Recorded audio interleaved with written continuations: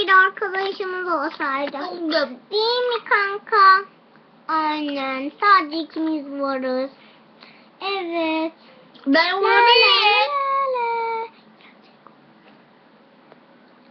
Merhaba, arkadaş olalım mı? Çok iyi olur. Biz de arkadaş arıyorduk. Aynen vallahi biz de arıyorduk.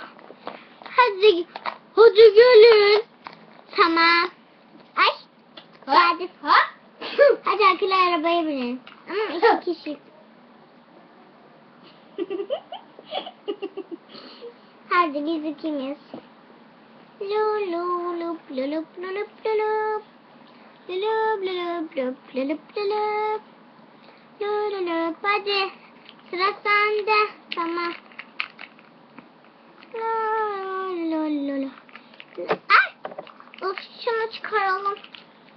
Güneş gelsin birazcık. Tamam.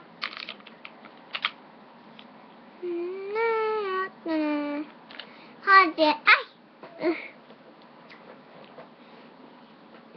Ne yapalım? Ne bileyim ben. Ay.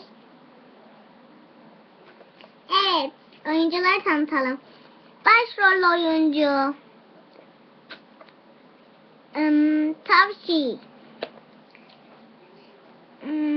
Başrolün kankası.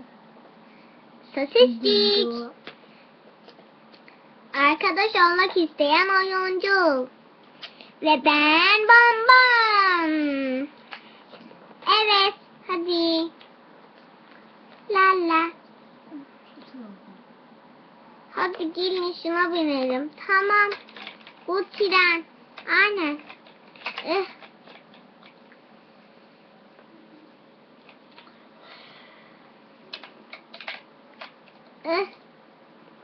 Hadi gel sosis. Daha ben gelmedim. Tamam tavşin. Sosiscik. Ne? Geldim. Hadi. 1 lira timtanım. No.